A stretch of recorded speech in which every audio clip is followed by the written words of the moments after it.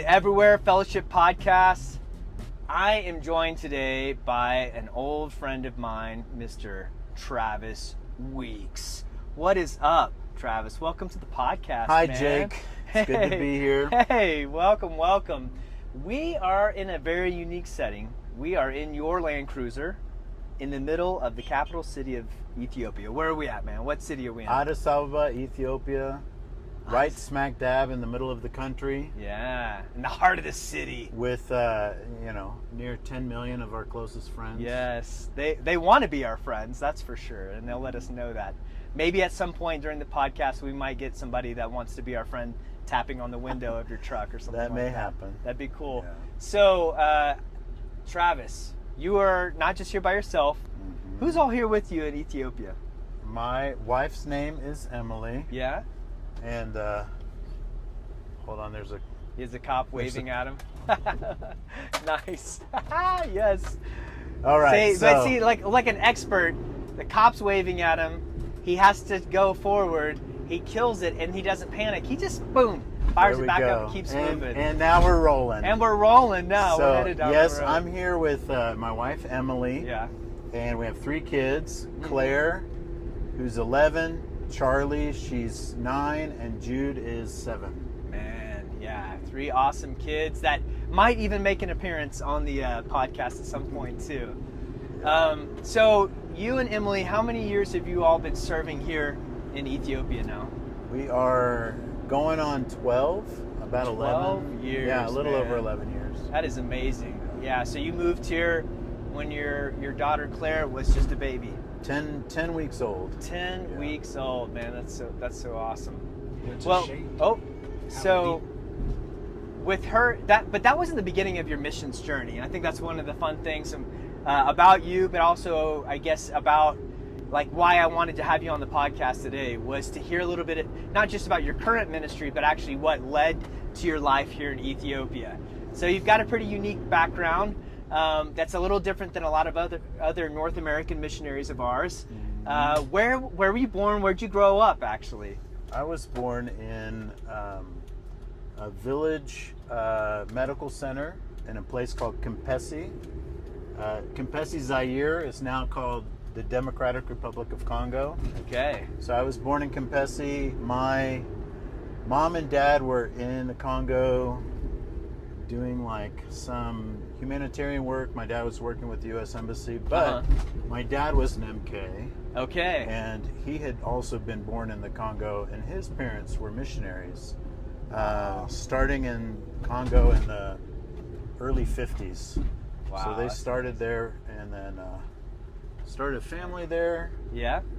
Had a very long ministry. My grandma and grandpa lived in the Congo for almost 50 years, like 40, Holy cow. 47 years. So you really come from a legacy of ministry and involvement in international and cross-cultural ministry.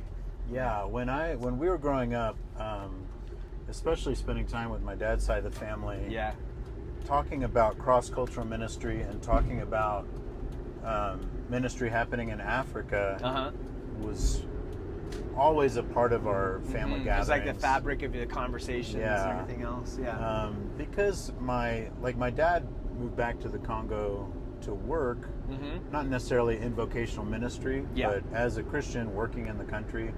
But also some of my aunts and uncles got involved in cross-cultural ministry in other parts of Africa. So talking about ministry in Africa felt very natural and normal, not foreign at all.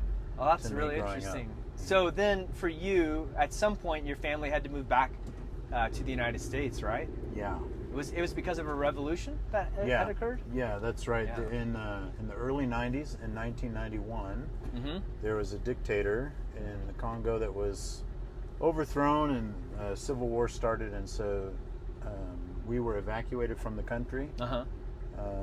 I remember like getting up and getting dressed and eating cereal and getting ready to go to school. I was in 3rd grade at the time, and then all of a sudden the U.S. Embassy was like putting out these like an emergency broadcast over these 2-way radios. So like, this is like real pre cell phone days, but a lot of a lot of people use two-way radios to communicate throughout the city. Is this the kind like that were on the wall, like a ham radio almost? No, our family had it looked like a big walkie-talkie. Okay.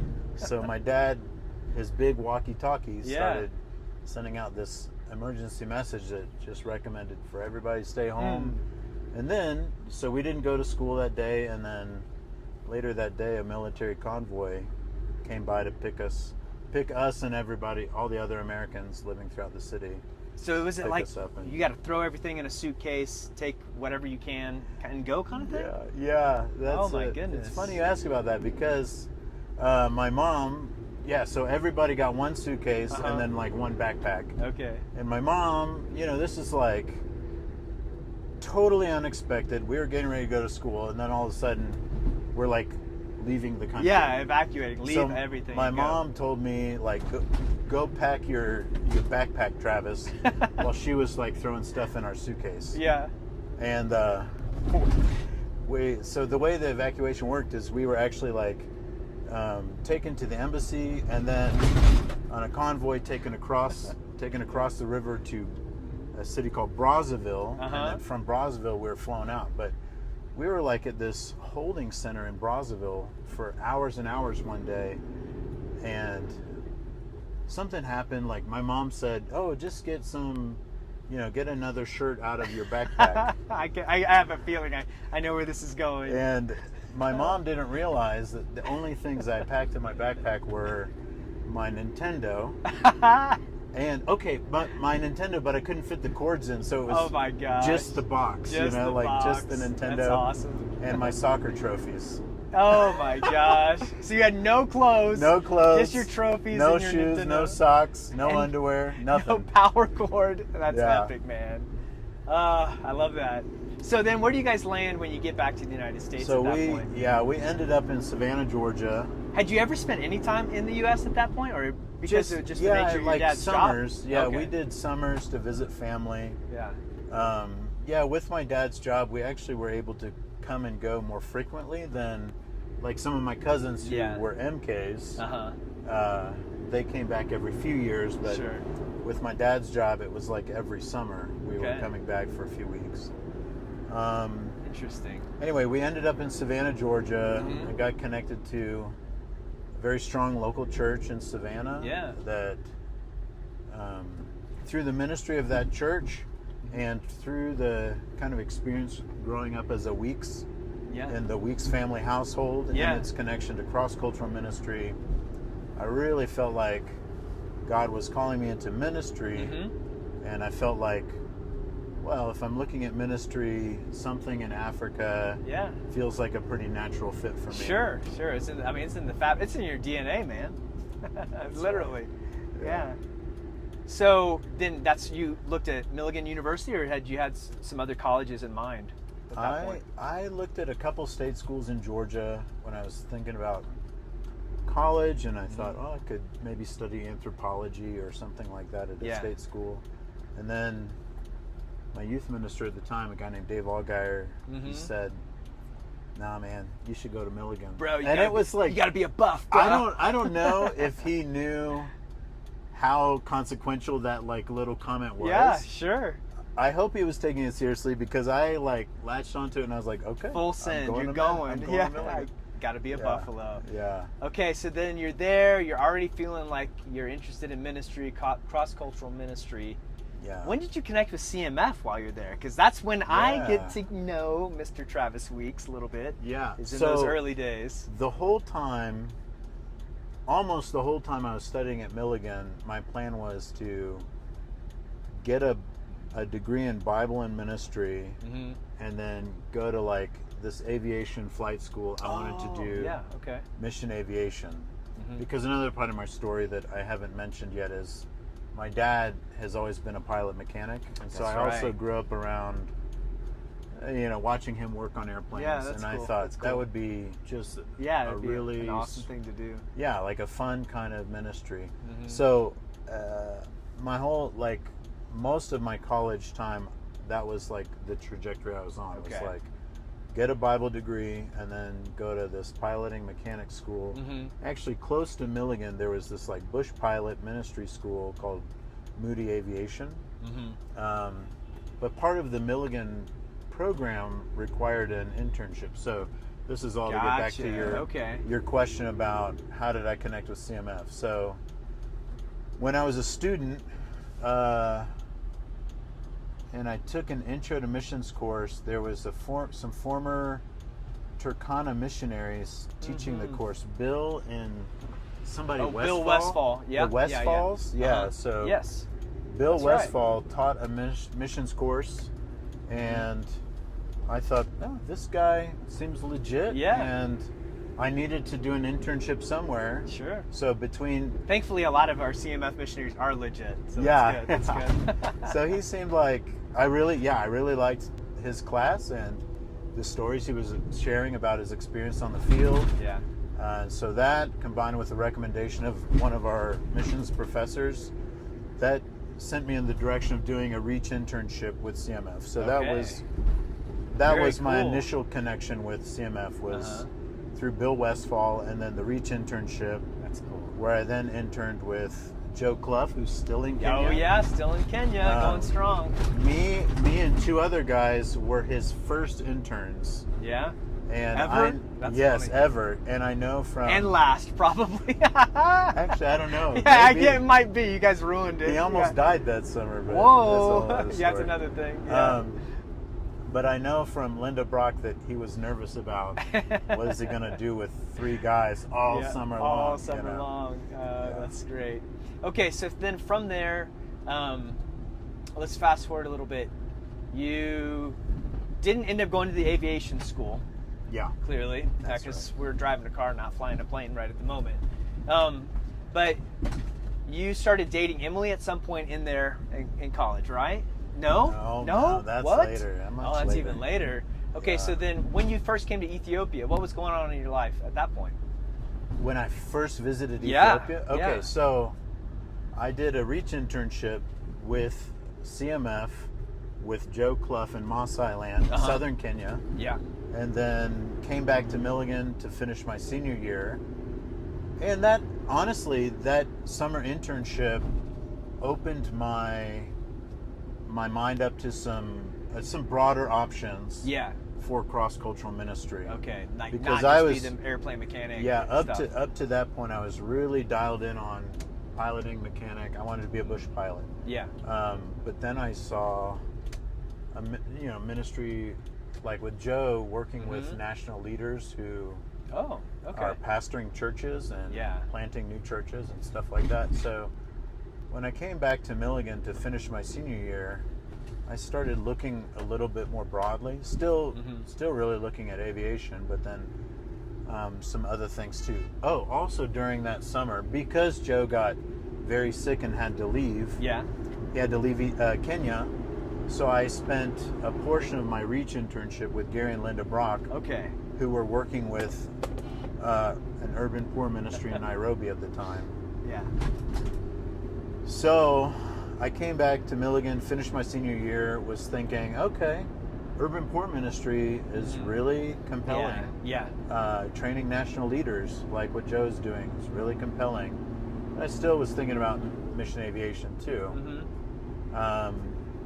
So then after my senior year, I thought I didn't feel ready to make a decision about like which direction to go. So I actually then applied to do an extended internship with CMF. I think at the time you called them apprenticeships. Yeah, it's like an apprenticeship type. So I did, which is still something you can do. We just we kind of tailor make them now. Okay, so I applied to go with CMF back to Kenya. For like almost a year, where I spent some months working with the Turkana team, doing out in the desert. Yeah, like helping, working with Gene Morden, doing some shallow wells there. Cool. And then working in Nairobi with Gary and Linda, doing some urban poor stuff there. And also had a chance to like visit AIM Air, which is a mission aviation project based out of Nairobi. And through that experience and some praying and discernment, I thought, okay, I think working with national pastors is really like where, the direction I felt like God is calling me to. So then I came back to the U.S. Yeah. and started working toward an MDiv Okay. in seminary. And that's when your paths cross in a more significant way. With Emily. With Emily. Yeah. You had known her since like junior high or high school, right? Yeah, junior high. Cool. So then let's unfortunately skip just a little ahead to then Ethiopia. Tell us a little bit about what your ministry has looked like on the almost 12 years now, kind of in light of what you just shared about this kind of different dynamic to your calling and what you felt called to in coming to Ethiopia. So Emily and I eventually. So Emily also grew up in Savannah and enrolled at. She did a Reach internship in Tanzania. Oh, that's right. Yeah. With CMF, and then you guys are Reach superstars, man. So we both ended up at Emmanuel, and that's when we started dating. Okay. And eventually ended up here in Ethiopia, where for the first 4 years, my ministry focus was on what we called IGAs, income generating activities, and that was working with a number of small, rural, local churches, like little country to churches, help them develop small businesses that would generate income to help them fund the ministries that they're trying to do. Yeah. And so, Jake knows all this because he and I was around at that time. We're on this. Surprisingly, he chose to join a team that I was on at one point. Yeah. So we were on the team together at that point. But some of these projects were solar-powered cell phone charging stations. We did some stuff with cow fattening. Yeah. We tried to do some stuff with beekeeping and honey production. Yeah, we made some hives, man. I remember. And we also ran helped set up a couple of woofchos, which is a grain grinding mill.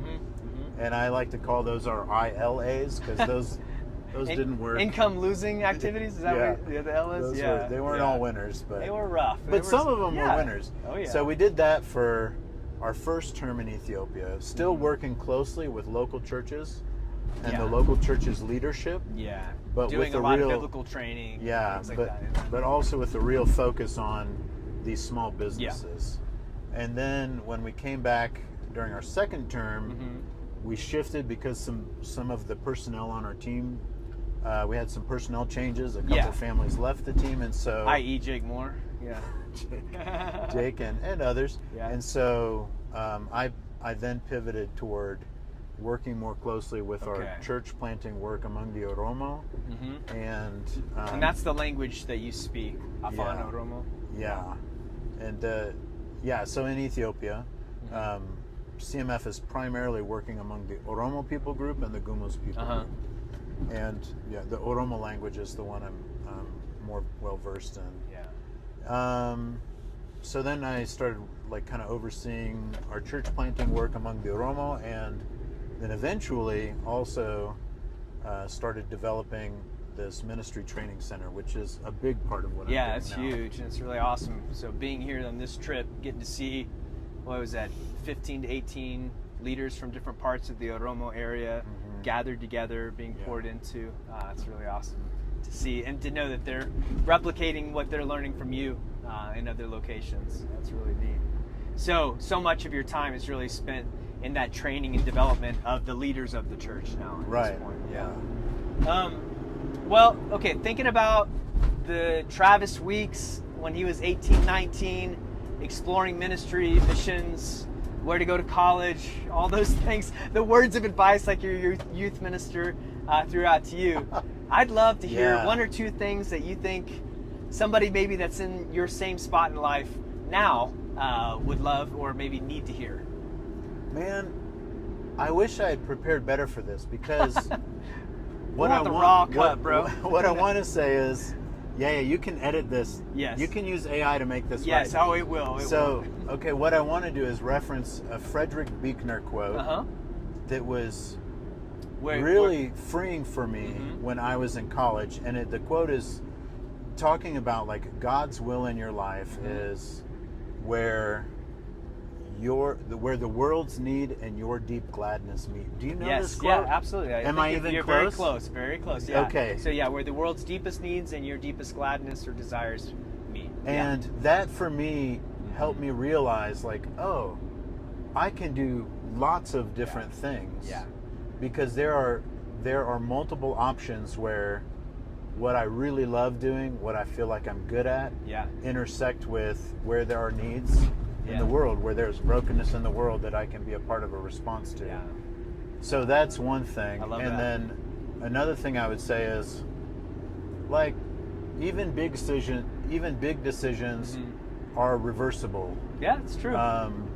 You know, in our 11 years here, we've had teammates come and go. Yeah. And some have come and realized that, you know, living and working in Ethiopia wasn't a great fit, and they went on to do other really amazing ministry. Yeah.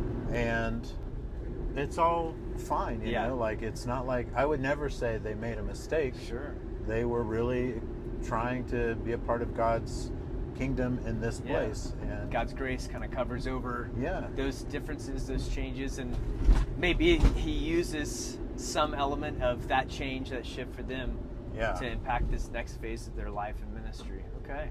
Man, I love both those, even though you didn't prep anything. I like both of those key elements of what you're sharing, especially thinking about the Travis weeks at 19. That's probably a good word for him to hear. What would I have said to me at 19? Yeah, I might have. Okay, honestly, I might have said, now that I know what I know now, I would say, whatever you envision yourself doing, you're gonna be doing something totally different. Even what we came to Ethiopia to do, what we do now is totally different than what we started doing when we moved here. Stay flexible. And I feel like each movement has been extremely satisfying. That's good. It's been like, I've never felt like I'm wasting my life. You know, when we go back on furlough, sometimes we hear people talk about the grind and how they just want to do something that makes a difference.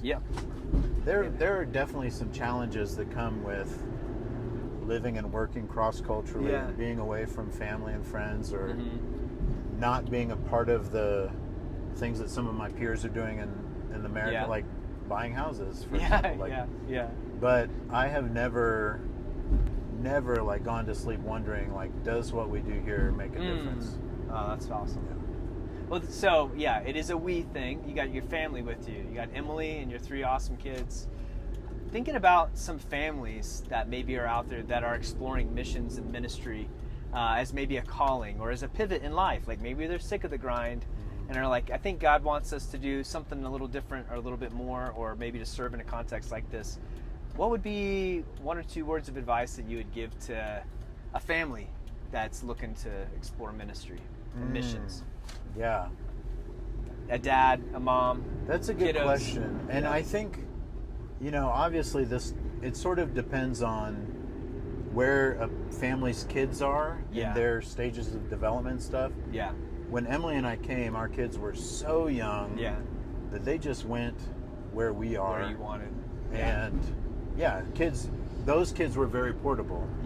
Our kids now have emotional connections to people here and to this place, and therefore, and it would be the same if we were living in America right now. Like, so families who have kids who are a little bit older, I would recommend, like, make the decision, bring your kids along in the process of the decision.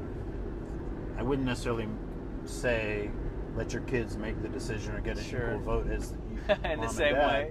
But, you know, right now we're talking with our kids about some of our furlough plans, and we're inviting them into the discussions about where to spend our time and how we're going to do the visits and stuff like that. And ultimately, Emily and I are going to make the decisions that we need to make, but we want them to feel considered in the process. And that would be my recommendation for families too. Like, do lots of processing. Lots of open discussions. It's better than just making a decision than letting them deal with those letting your kids know what's happening to them. There's no sense of agency for them in that situation. Oh, that's great. Great words of advice, man. You're such a freaking sage. Oh my gosh, Travis Weeks, thanks for being on the podcast, man. Thanks for having me, Jake. And I'm grateful to have been a teammate of yours. Grateful to see you doing I wish ministry. you were still here. Oh my gosh, I don't know about that. And grateful I- that you're a part of the fellowship. Yeah. All right. Peace.